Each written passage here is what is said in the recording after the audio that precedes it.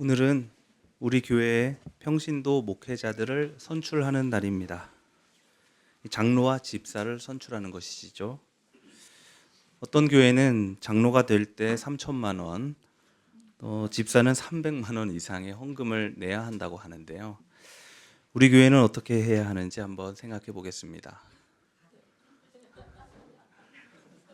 마침 오늘 예언자 미가가 묻습니다.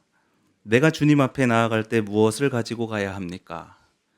번제물로 바칠 1년 된 송아지를 가지고 가면 됩니까? 수천 마리의 양이나 수만의 강줄기를 채울 올리브 기름을 드리면 주님께서 기뻐하시겠습니까? 내 허물과 죄를 용서받기 위해서라면 맏아들이라도 바치면 되겠습니까? 라는 질문에 하나님께서 이렇게 대답하십니다. 너 사람아, 주님께서 요구하시는 것은 무엇이냐? 오로지 공의를 실천하며 인자를 사랑하며 겸손히 내 하나님과 함께 행하는 것이 아니냐. 오늘 선출되는 분들은 3천만 원까지는 내지 않으셔도 됩니다. 그러나 주님께서 여러분께 요구하시는 것은 오직 공의를 실천하고 또 그리스도를 사랑하며 무엇을 하든지 하나님과 함께 하는 것이라는 사실을 반드시 기억하시기 바랍니다. 이것은 선출직뿐 아니라 새민족 교회 교우님들을 향한 말씀이기도 합니다. 우리는 하늘이 아니라 이 땅을 살아가는 사람들입니다. 그래서 가끔은 교회 안에서도 세상적으로 생각하고 관계하고 또 말하고 행동하기도 합니다. 그러나 여기는 그리스도의 거룩한 교회입니다. 세상의 지혜와 능력이 세상에서는 나를 더욱 빛나게 해주지만 이상하게 교회에서는 아닙니다. 바울은 베냐민 지파 출신으로 유대인 중에 유대인이었고 또 로마 시민권도 가지고 있었습니다. 그리스 철학을 공부했으며 예루살렘 당대 최고의 율법학자 가말리엘 문화에서 공부한 바리새인이었습니다. 엘리트였다는 이야기입니다. 그는 자기 지식에 대한 확신으로 그리스도인들을 박해하기도 했습니다. 그러나 환상 속에서 예수를 만나고 그리스도인이 된 바울은 오늘 이렇게 고백합니다. 유대 사람은 기적을 요구하고 그리스 사람은 지혜를 찾으나 우리는 십자가에 달리신 그리스도를 전합니다. 그리스도가 십자가에 달리셨다는 것은 유대 사람에게는 거리낌이고 이방 사람에게는 어리석은 일입니다. 그러나 부르심을 받은 사람에게는 유대 사람에게나 그리스 사람에게나 이 그리스도는 하나님의 능력이요 하나님의 지혜입니다. 하나님의 어리석음이 사람의 지혜보다 더 지혜롭고 하나님의 약함이 사람의 강함보다 더 강합니다. 신성 모독죄로 십자가에 달려 죽은 정치범, 가난한 나사렛 노동자 출신 예수가 그리스도라는 말은 세상 사람들에게는 어이없는 말이었을 것입니다. 율법에서는 나무에 달린 자를 보고 저주를 받은 자라고 합니다. 그러니까 당연히 유대인들은 나무에 달린 예수를 거리낀다고 생각하는 것이죠. 합리적인 사고를 했던 그리스 사람들은 죽임을 당한 자가 산 자를 구원한다는 말을 어리석다고 생각했습니다. 그러나 바울은 약함이 강함을 구원한다는 이 십자가의 역설을 진리로 선포했습니다. 오히려 약함이 강함을 구원한다. 이것은 강한 자가 약한 자를 도울 수 있다는 세상의 논리에 반하는 것입니다. 부자가 가난한 사람을 도울 수 있고 배부른 자가 배고픈 사람을 먹일 수 있고 또 군사력이 강한 나라가 세상에 평화와 질서를 가져올 수 있다고 세상은 말하지만 그래서 우리는 가끔씩 그것이 구원이라고 생각하기도 하지만 사실 그것은 다 착각입니다. 그런 논리는 약한 자들이 강한 자들에게 굴복하고 부역하는 그 착취의 삶을 정당화하는 것일 뿐입니다. 저는 연대하러 갈 때마다 생각합니다. 내가 그들에게 무슨 도움이 되어야겠다.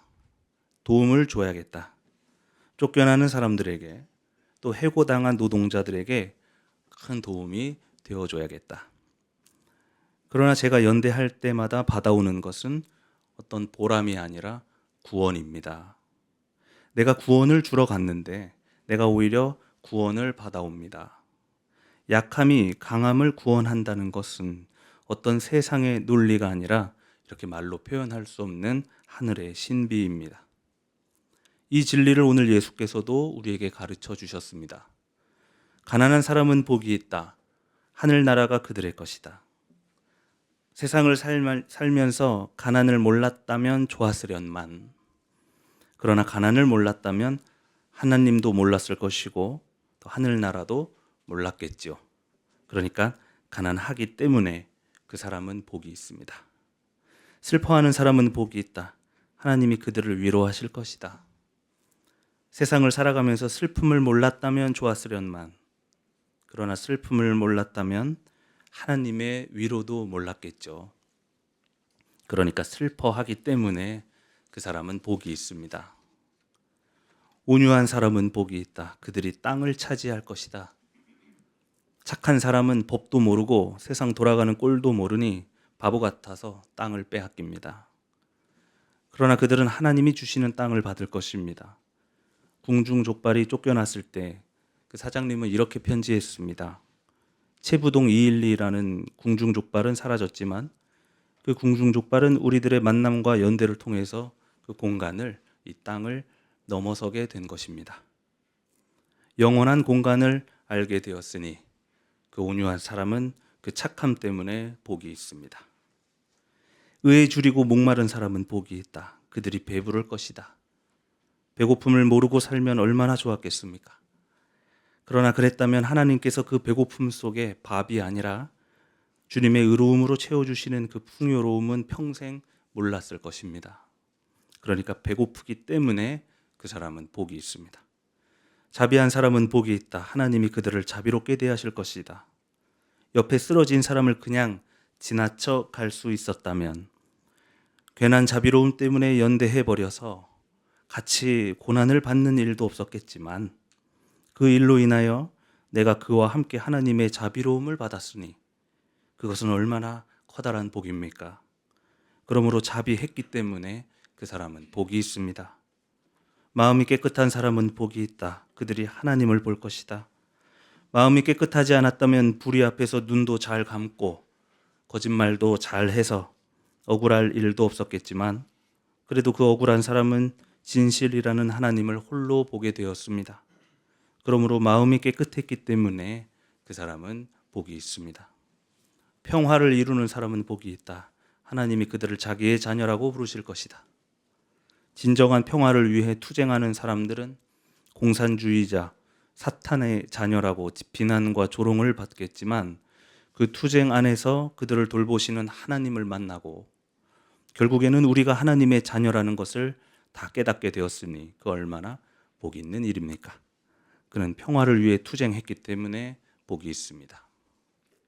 의를 위하여 박해를 받은 사람은 복이 있다. 하늘나라가 그들의 것이다. 내가 그리스도인으로 살아가지 않았다면 좋았으련만. 그러면 모욕을 당하고 박해를 받고 터무니없는 말로 온갖 비난을 받는 일도 없었을 텐데 말입니다. 그러나 그 고난 속에서 하나님과 함께 고난을 받을 수 있었습니다. 하나님과 영원히 살 수 있었습니다. 이곳이 하늘나라가 아니면 어디가 하늘나라겠습니까? 하늘나라에 살게 되었으니 고난 속에 살기 때문에 그 사람은 복이 있습니다. 여러분, 이 십자가의 말씀이 멸망할 자들에게는 어리석은 것이지만 구원받는 우리에게는 하나님의 능력입니다. 이것을 믿으시기 바랍니다. 선출직 교우님들은 세상의 지혜와 능력이 아니라 오직 이 하나님의 능력으로 목회하시기를 바랍니다. 세상의 짐은 무겁지만 주님께서 주시는 짐은 가볍습니다. 하나님과 함께 지기 때문입니다. 여러분의 능력으로 혼자 일하지 마시고 하나님과 함께 일하십시오. 여러분의 나약함과 부족함을 하나님과 공동체 앞에서 진솔하게 고백하는 그 지혜와 용기가 결국에는 우리 새민족 교회를 구원으로 이끌 것입니다. 흑백 요리사라는 요리 경연 프로그램에서 최강록 요리사가 나를 위한 요리라는 미션을 받고 요리했을 때 이런 말을 남깁니다. 저는 조림 인간입니다. 조림 음식을 많이 해서 그런 별명을 얻었습니다. 그런데 사실 저는 조림을 잘 못합니다. 주변에서 조림을 잘한다고 하니까 잘하는 척 했습니다. 그래서 오늘 나를 위한 요리에서는 조림을 하고 싶지 않았습니다. 여러분, 저는 사실 목회를 잘 못합니다. 어린 나이에 부목사 경력 없이 담임 목사가 되고 또 목회를 얼렁뚱땅 시작하다 보니까 사실 실수와 빈틈투성이입니다. 그것을 가리려고 목회를 잘하는 척했습니다.